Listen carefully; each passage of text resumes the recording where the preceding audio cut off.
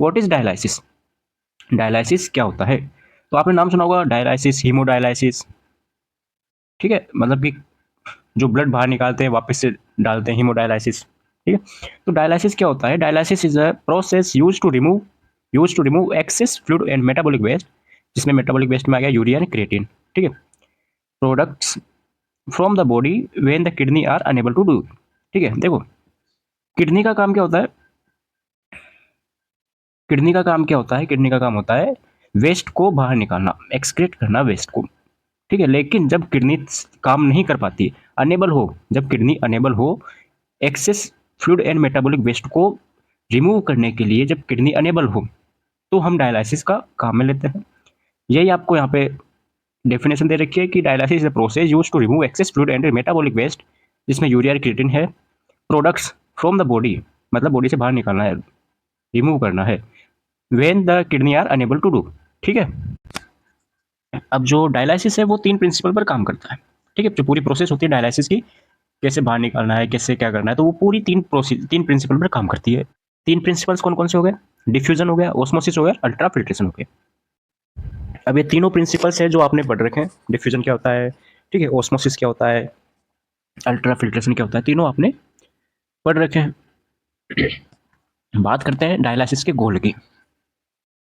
Dialysis का क्या गोल होता है?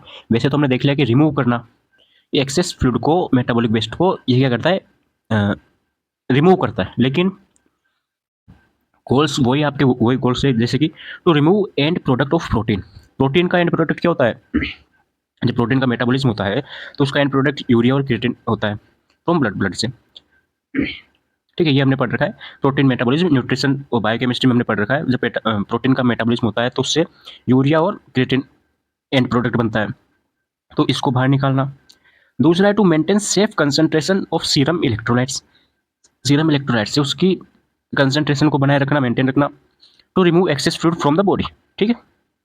वही जो डेफिनेशन में थी वो ही आपके यहाँ पे पॉइंट्स में आ गई, ओके। डायलिसिस के 2 टाइप्स होते हैं मेनली। डायलिसिस के कितने? 2 टाइप्स होते हैं बेसिकली। एक तो हो गया पेरिटोनियल डायलिसिस, एक होता है हीमोडायलिसिस, ठीक है। दोनों ही इंपॉर्टेंट है। दोनों में आपके इंपॉर्टेंट हीमोडायलिसिस ज़्यादा है क्योंकि ये ज़्यादा इंपॉर्टेंट है, ज़्यादा आते हैं इससे क्वेश्चन, लेकिन दोनों ही आप पढ़ें। पहले देखते हैं अपन पेरिटोनियल डायलिसिस। पेरिटोनियल डायलिसिस नाम से पता चल रहा है, पेरिटोनियल मतलब पेरिटोनियल, पेरिटोनियम केविटी होती है, पेरिटोनियम केविटी, तो वहाँ पे इसको यूज लेते हैं। जहाँ भी समझ में ना आए तुरंत पूछें, ठीक है, तुरंत कमेंट करें, पूछें। तो देखिए पेरिटोनियल डायलिसिस हम पढ़ रहे हैं, तो the surface of peritoneum is act as diffusing surface. जो पेरिटोनियम का जो सरफेस होता है वो एक तरीके से डिफ्यूजिंग सरफेस का काम करता है, ठीक है, उसकी तरह काम करता है, एक्ट करता है। द स्टेराइल डायलाइसेट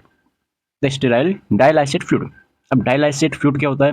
जो हम ऐसा फ्लूइड जो कि हम पेरिटोनियल केविटी के अंदर एंटर करते हैं, वो होता है डायलाइसेट फ्लूइड। अब उसमें क्या क्या होता है वो हम देखेंगे आगे, पेशेंस रखें। तो the sterile डायलाइसेट fluid is introduce into the peritoneum cavity. जो भी हमारे पास फ्लूइड होता है डायलाइसेट फ्लूइड, उसको हम पेरिटोनियम केविटी के अंदर इंट्रोड्यूस करते हैं या एंटर करते हैं या एडमिनिस्ट्रेशन करते हैं थ्रू द एब्डोमिनल कैथेटर। इसके द्वारा एब्डोमिनल कैथेटर के थ्रू, ठीक है। For an exchange of products and the remove of dialysis, ठीक है। देखो होता क्या है इसमें पेरिटोनियल केविटी डायलिसिस में, कि हम पेरिटोनियल केविटी है उसमें कैथेटर लगाते हैं, एब्डोमिनल कैथेटर, उसके थ्रू हम डायलिसिस फ्लूइड को एडमिनिस्ट्रेशन कराते हैं, ठीक है। और जो रिमूव वेस्ट होता है, वेस्ट प्रोडक्ट्स होता है, उसको हम ड्रेनेज बैग में रिमूव कर लेते हैं, ठीक है। अभी देखेंगे डायग्राम में, it take about 36 to 48 hours, ठीक है। कितना टाइम लगता है इसमें? 36 से 48 घंटे का टाइम लेता है ये डायलिसिस कितने टाइम लेता है? 36 से 48 घंटे, ठीक है, 36 to 48 hours. It is slower than haemodialysis. Haemodialysis की जो प्रोसेस होती है उससे बहुत स्लो होता है ये। जैसे हमने देखा कितना टाइम लगता है इसको, 36 टू 48 आवर्स, ठीक है। जबकि जो हीमोडायलिसिस है, हीमोडायलिसिस को कितना टाइम लगता है? हीमोडायलिसिस को अप्रोक्स 4 से 5 घंटे का टाइम लगता है, ठीक है। The procedure is used for, जो डायलिसिस पेरिटोनियल डायलिसिस है वो प्रोसीजर ARF यानी acute renal failure and CRF chronic renal failure दोनों के लिए यूज ली जाती है। And for the fluid and electrolytes imbalance, ठीक है, और इलेक्ट्रोलाइट्स और फ्लूइड इम्बेलेंस होता है उसके लिए ये काम में ली जाती है। कौन सी प्रोसेस? पेरिटोनियल डायलिसिस, ठीक है। फिर आता है कॉन्ट्रा इंडिकेशंस, मतलब कि कब हम ये प्रोसेस काम में नहीं लेनी चाहिए। तो इसमें आता है फर्स्ट आपके poor condition of abdomen, abdomen की जो कंडीशन क्या हो, पुअर हो, सही नहीं हो, ओबेसिटी हो, ठीक है, मोटापा हो पेशेंट को, एब्डोमिनल डिजीज हो, कोई भी डिजीज हो सकती है, हेपेटाइटिस एटसेट्रा, कोई भी, पेरिटोनाइटिस हो, ठीक है, ये कंडीशन हो तो हमें इस प्रोसेस को काम में नहीं लेना चाहिए। Preparation of the patient, patient की तैयारी करनी है हमें, ये प्रोसेस करनी है, इसके लिए हम पेशेंट के लिए क्या क्या कर सकते हैं। तो the client needs to know the procedure and its outcome, ठीक है, क्लाइंट्स को पता होना चाहिए, मतलब पेशेंट को हमें बताना है कि इस प्रोसीजर के बारे में पूरी जानकारी होनी चाहिए पेशेंट को, और इससे क्या क्या आउटकम होता है, मतलब क्या इससे रिजल्ट निकलने वाला है, ठीक है। ऑप्टेन इन्फॉर्म कंसेंट, कंसेंट लेना है हमें, मतलब कि जो भी प्रोसीजर के लिए कंसेंट लेना है, साइन वाइन करवाने, मतलब एक तरीके से। Baseline weight, vital sign and blood chemistry, weight कितना है, वाइटल साइन वगैरह, ये सब हमें मॉनिटर करने हैं। माइल्ड सेडेशंस, माइल्ड सेडेशन देना है, मतलब माइल्ड का पता है आपको, माइल्ड क्या होता है, माइल्ड मॉडरेट, ठीक है, और सेडेशन पता ही है आपको। The bladder and bowel should be empty, जो ब्लेडर होता है और बाउल होता है, आंत वगैरह, वो सभी क्या होनी चाहिए, एम्प्टी होनी चाहिए, खाली होनी चाहिए। The abdomen is saved, abdomen क्या हो, सेव हो, ठीक है, अब ये सेव नहीं, ये सेव, ठीक है, क्लीन हो, सेव्ड हो, प्रिपेयर्ड हो, जैसे भी कोई भी हम प्रोसेस करते हैं ऑपरेशन वगैरह की, ओटी में भी, ठीक है, तो हमने देखा था कि जो ऑर्गन्स वगैरह है वो सेव हो, ठीक है, हेयर वगैरह रिमूव हो। Equipment should be ready with dialysate warm, कितने टेम्परेचर पर, 37 डिग्री सेल्सियस पर वो रेडी होने चाहिए equipment. All tubing is flushed to prevent air from entering the cavity, ठीक है, मतलब कि एक तरीके से हमें एयर निकालनी चाहिए, जब आप ड्रिप वगैरह सेट करते हो, आईवी फ्लूइड वगैरह, तो एयर निकाल दो, ट्यूबिंग से एयर निकालते हो, वही बात है इसमें। अब बात करते हैं पूरी प्रोसीजर के बारे में, ठीक है, मतलब कि कैसे क्या इसकी पूरी प्रोसीजर रहती है, पहले क्या करना है, पहले क्या करना है, ठीक है, वो पूरी प्रोसीजर देखते हैं। सबसे पहले the catheter is inserted through the abdominal wall and into the peritoneal cavity, catheter insert करना है हमें एब्डोमिनल पेरिटोनियल कैविटी में, ठीक है। The catheter is usually insert in the operating room under the local anaesthesia, anaesthesia वगैरह सब लगा के, और ऑपरेटिंग रूम में ही हमें क्या करना है, कैथेटर एडमिनिस्ट्रेशन करना है, इंसर्ट करना है। The insertion site is, insertion size क्या है, बिलो द अम्बेलिकल्स 3 to 5 सेंटीमीटर, 3 से 5 सेंटीमीटर नीचे, ठीक है। The dialysate is usually allowed to run into the peritoneal cavity by flow. Okay, flow के थ्रू डायलाइसिट को लगाना, इंसर्ट रन करना है वो, मतलब द नंबर ऑफ डायलाइसिट, अब देखो जो डायलाइसिट है वो ये तो है नहीं भाई एक बार में लगा देंगे, क्योंकि 36 से 48 घंटे का टाइम लगता है उसमें, तो वो साइकिल्स में चलते हैं, ठीक है, तो वो साइकिल में चलते हैं, मतलब एक साइकिल, दो साइकिल, ऐसे। The number of dialysis depend on the normalization of the body fluid and blood chemistry and as indicate the laboratory studies, ठीक है, जैसे कि जो उसकी कंडीशन है पेशेंट की, उसके ऊपर डिपेंड करते हैं नंबर ऑफ डायलाइसिस, कितने साइकिल से कितने वो करना है। डायलाइसिस फ्लूइड, अब जो मैं बता रहा था आपको डायलाइसिस फ्लूइड के बारे में, तो डायलाइसिस फ्लूइड क्या होता है, देखो ये होता है अपने पास peritoneal dialysis, first procedure, second procedure, okay, first cycle second cycle. तो सबसे पहले जैसे ये ड्रेनेज डायलाइसिस बैग हो गया, इसके अंदर हमारे पास डायलाइसिस फ्लूइड है, ठीक है। डायलाइसिस फ्लूइड क्या होता है, डायलाइसिस फ्लूइड के अंदर highly purified water to which sodium, क्या क्या होता है, sodium, potassium, calcium, magnesium chloride, dextrose etcetera are added, ठीक है, ये सभी चीजें होती है हमारे पास डायलाइसिस फ्लूइड के अंदर, ओके।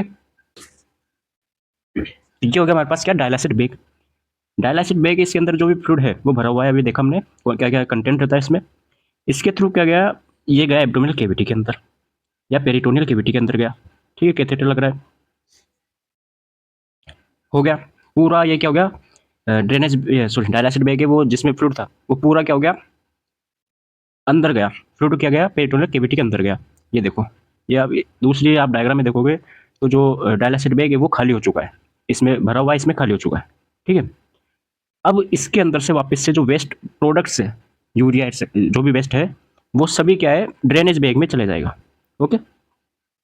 दोनों डायग्राम में देखो आप, इसमें ड्रेनेज बैग खाली है, इसमें भरा हुआ है, जो भी अंदर फ्लूइड है वो बाहर आ रहा है, और इसके अंदर जो फ्लूइड है वो अंदर गया, और इसमें जो फ्लूइड है वो बाहर आ गया, ठीक है, ये पूरी इसकी प्रोसीजर रहती है, वो हमने पढ़ लिया है। अब नेक्स्ट देखते हैं अपन हीमोडायलाइसिस। हीमोडायलाइसिस कहीं भी समझ में नहीं आए तुरंत पूछो, ठीक है, यही वीडियो के द्वारा ही हमें याद करना है, बाद में पढ़ने की नीड ना हो, पढ़ो तो केवल एक बार पढ़ लो, ठीक है, ज़्यादा पढ़ने की जरूरत ना हो, वीडियो के साथ साथ याद करते चलो। It is a process of cleaning, haemodialysis क्या होता है, it is a process of cleaning the blood of accumulate waste products, ठीक है। हीमोडायलिसिस, अब हीम का मतलब क्या होता है, ब्लड होता है, ठीक है। तो कैसी प्रोसीजर है ये, क्लीनिंग द ब्लड, ब्लड को क्लीनिंग करने की, ठीक है। It is done for the patient with the end stage of renal disease, बताया था अभी मैंने आपको, ESRD बोल दो, ठीक है, end stage of renal disease and acutely ill patient who require short term dialysis, ठीक है। ये प्रोसीजर हम किसे देते हैं, कोई भी पेशेंट हो जो कि ESRD से पीड़ित हो, and stage of renal disease, और एक्यूटली इल हो patient who require short term dialysis, जिसे शॉर्ट टर्म डायलिसिस की जरूरत हो, उसे हम एक हीमोडायलिसिस की प्रोसीजर देते हैं। चलो भाई अब देखते हैं अपन प्रोसीजर, हीमोडायलिसिस की प्रोसीजर। तो सबसे पहले आता है, वही पेशेंट से क्या करना है, कंसेंट करना है रिटर्न में, वही साइन वगैरह कराना है। फिर क्या करना है, हमें हेपेरिन एडमिनिस्ट्रेशन कराना है बाई IV रूट्स, ठीक, IV रूट के थ्रू में हेपेरिन एडमिनिस्ट्रेशन कराना है। क्यों, क्योंकि क्लोटिंग वगैरह ना हो, क्लोटिंग वगैरह के लिए हमें क्या करना है, हेपेरिन एडमिनिस्ट्रेशन कराना है।